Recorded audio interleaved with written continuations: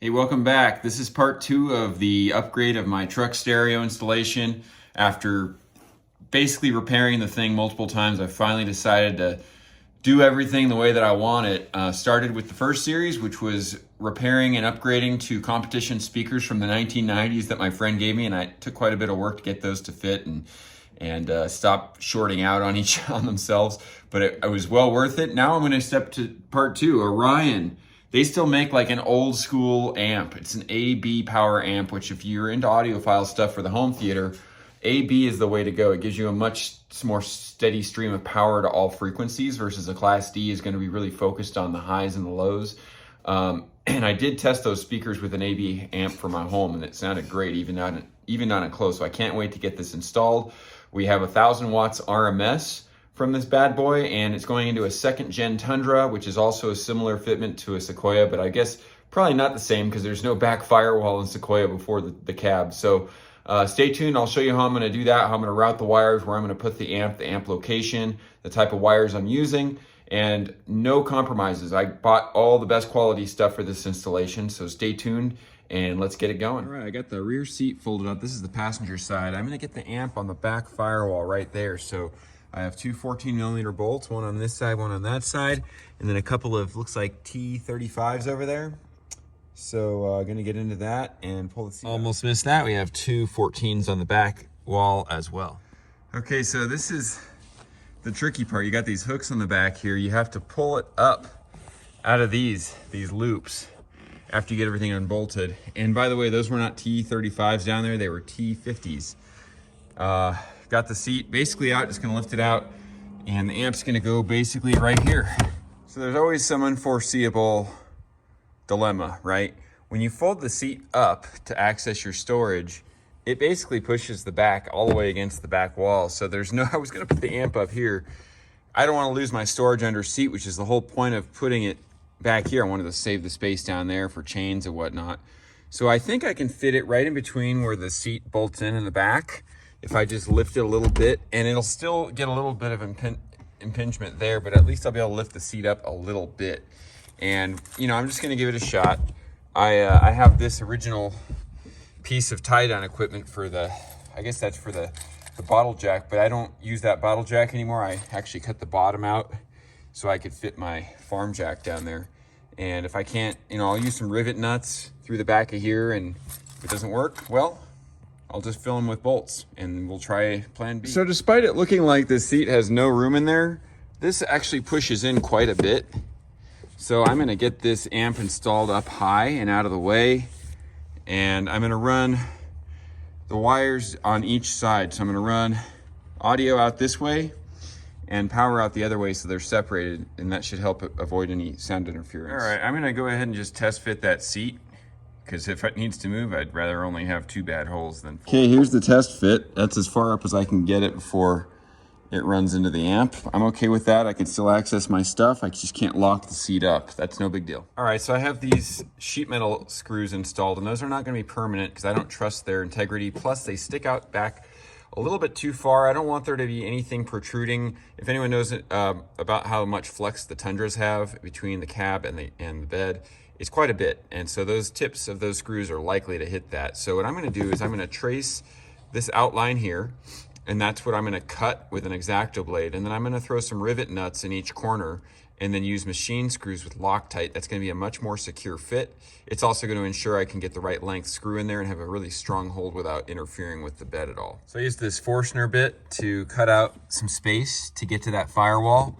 And I'm gonna use a step bit for sheet metal to cut that out to fit the, I'm using a 1024 rivet nut in there, and then I'll pop those in, and then I can screw this in and out without damaging threads, and it'll also lock in a bit much better once I get some Loctite on. Okay, I have my step bit hole the right size. Now call me a little OCD, but I don't want any rust to get in there from the outside and spread. So I'm gonna use silicone around the outside of this rivet nut before I put it in. That should seal off that unfinished metal. And then this rivet nut, of course, is galvanized, and that should be rust proof, and the screws I'm gonna use will be stainless steel. Quick update, I pulled the plastic panels off the sides here and the seat belt bolts to get to that, and you can see that cable that's routed there already. That's for this old 6-inch Bazooka tube that I've been running for my sub. And I'm really hopeful that this will still hang in there with this new system, because we're gonna be running, I guess it's 165 per channel at 4 ohms. But those bazookas are pretty efficient for their size. And now I'm gonna get into pulling out bolts like I started here. We're gonna pull this dash piece off and try to get our wires routed into where that stereo goes before we do anything with the stereo. Okay, so I've pulled the glove boxes out, which is fairly straightforward. There's some screws and bolts you need to remove. Just make sure you get all of them. If you have to pull too hard, you're pulling too hard, you're missing a screw. These are the plastic pry bars I like to use. They're pretty firm, but they're gonna be gentle on things. And this is where I'm really having a hard time. This is where the cup holder was. And if you have this version of a Tundra, there's your cup holder. I found I had to pull this part out by squeezing into these clips here on the side, on both sides, and then get this out of the way. Then there was a screw here and on the other side there, and a 10 mil bolt in the back. And now there's some screws up, I don't know if you can see them up there, all the way up here that you need to get an angled shot at. There's one on each side, and that should pull it out. There, that's a better view. You actually have to slide this bottom part of the cup holder out enough just to expose it, and then get your screwdriver in there. Got that part out. You can see we're looking up in there. Now I'm gonna use my pry bar really lightly and pry this face forward, and there should be some bolts behind that to get the stereo out. I pried from the right side to the left. I was gentle, and there's some broken pieces on the bottom, which I don't see any parts for, which means this has been pulled before and someone broke it. But as long as these top clips are in place like that, it should be good, because that bottom cup holder will, the bottom cup holder should hold those two in place, so I'm not too worried about those being missing. Okay, using my 10 mil, got those two out, and then there's one on each side in the back. There, you gotta get those two. Give it a little wiggle and a tug, and got it broke free, and there we go. Okay, after assessing the situation with the Bazooka, I'm gonna utilize the existing wire that's running the remote and the power. I'm gonna kibosh, obviously, the high level inputs, and I'm actually not gonna use the RCAs that come with the Bazooka. I'm gonna tap into that I'm gonna resolder a connection by the tube so I can tap into those with higher quality. I'm gonna run these the full length, and that way also gives me the option to change it out to a different sub if the Bazooka doesn't hang. And then I also have the T-Spec, the V12 for the main speakers that'll go to the amp. So I'm gonna go ahead and get those routed now. I'm gonna run those on the passenger side, and then I'll run the power on the driver's side. And that keeps that, like I said before, that keeps the power and the sound separate and prevents the interference. So I got these routed through there, and I'm using one to pull the other. And what I have here is a handful of 9-con. It's basically 9 connector wire. What I'm gonna do with this is run the amp speaker cable out of this. It's gonna run into the back of the deck, and it's gonna tie into the harness that runs those to the speaker, so I don't have to wire each speaker individually. I believe I also have a remote wire in here as well. And there's probably power, but it doesn't have enough, obviously, to run power for that amp, so I'm gonna run that power separate. I just realized I could be more specific of how I did this. I used this big wire, it's called a fish stick. I put a hook on it, ran it through to where I could see it in there and reach and hook the first wire. So I hooked this white wire. Once I got that through, I was able to just tape these to the white wire and then pull the white wire, and it pulled these through. And that way you only have to do the fish stick hook to one of them, and then the rest of them get pulled through by the first one. Yeah, I think my back has had it for the day, so you see I routed it all the way under here, and then the panel trim is gonna go right on top of that and keep it hidden. Make sure that none of this stuff is anywhere that it can fray on something sharp, and those are ready to get connected to the head unit. I'll hit the power and the connections to the amp and maybe the head unit tomorrow. So I pulled the back rubber panel off. I'm gonna just line this whole thing with the rubberized tape. It's like probably getting a lot of road noise there, plus my subwoofer points backwards towards that. It's a corner facing sub, and it should help with sound quality. It's a slippery slope though, because you could easily get into pulling the whole carpet up and doing the whole truck, which I gotta say is kind of tempting. Okay, so that's the main grommet that insulates the engine bay from, the cab. So I'm actually using that same grommet. I put a small slit in there, and I ran a fish stick. That's where I'm gonna run the power through, because it's just one less thing to have to make sure that you're protected from fraying. And last thing you want to do is fray that power line. It could cause a fire, even with the fuse, so you gotta be careful with that. I got the fuse junction installed in there, and I'm gonna keep this disconnected until we're ready to hook everything up. And let's make sure we put the fuse junction cover on, otherwise we have positive right next to negative. No bueno. So after a little struggle, I got this front camera through that grommet, and I'll tell you what, this was not meant to go through there. That was like birthing a kitten out of a tiger. I threw a kitten.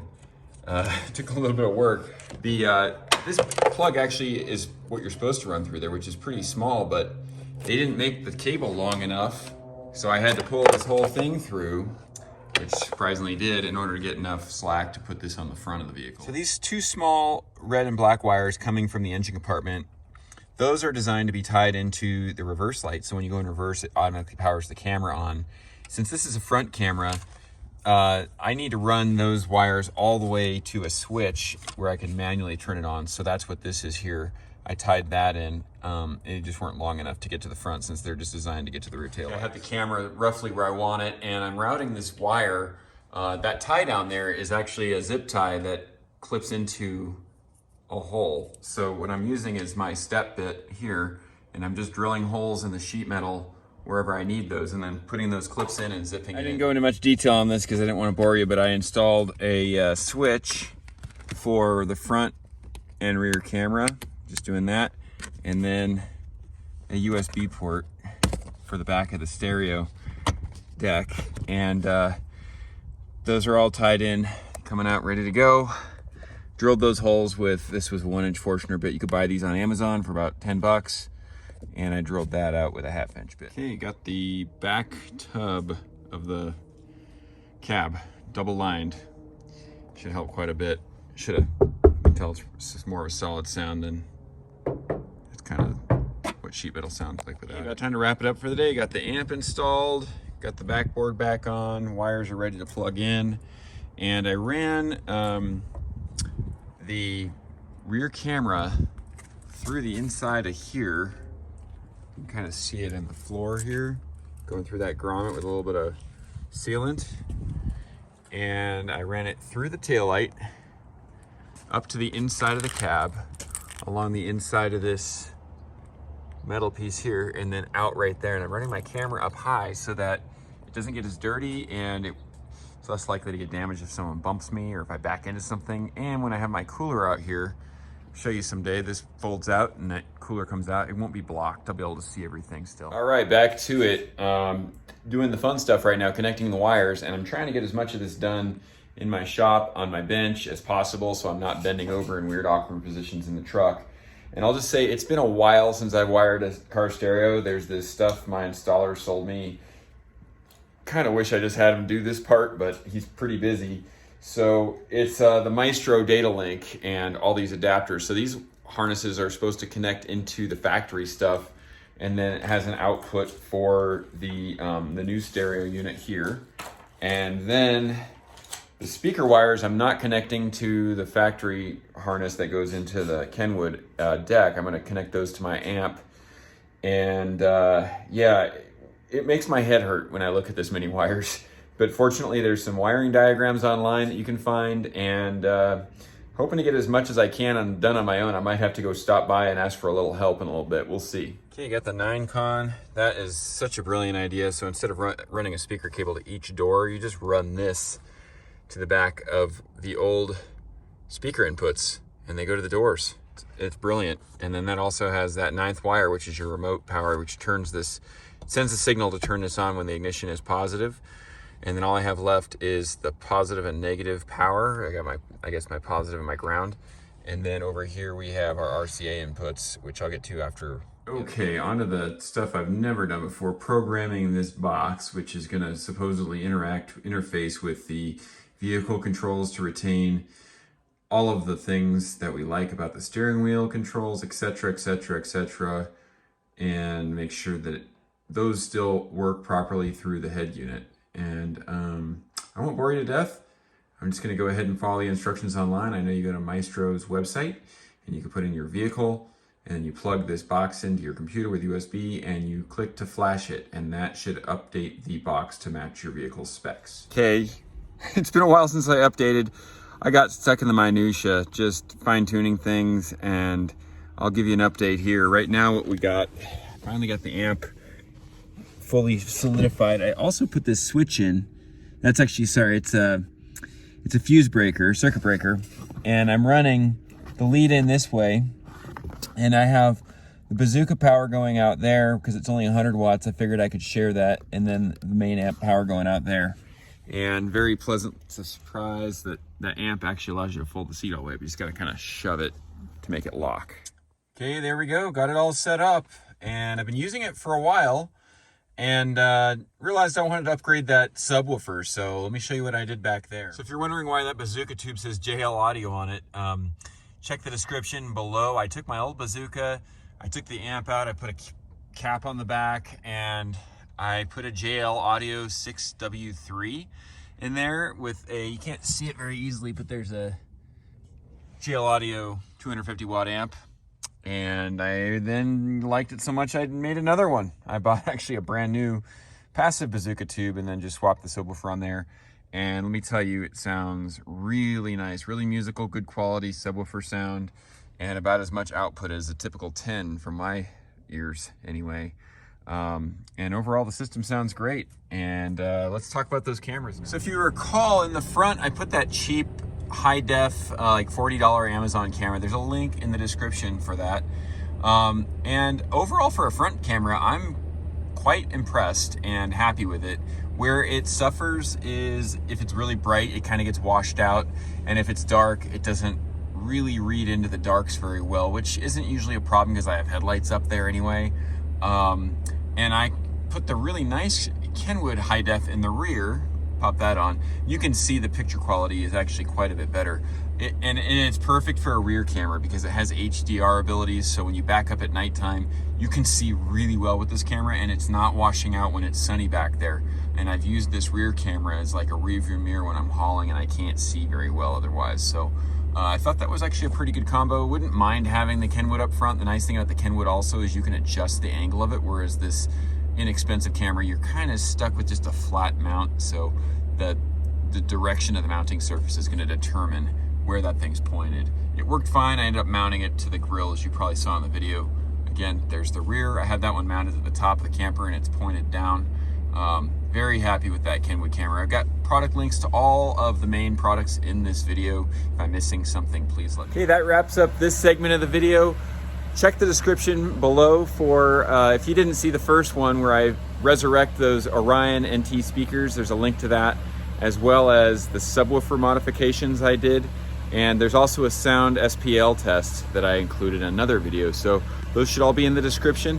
And if you have any questions about the build, please put them in the comments. If you like this video, please subscribe and share. And of course, if you do buy any products, I'm not sponsored, but I did bring product links, and that does help me if you purchase with those product links. And thanks again for watching.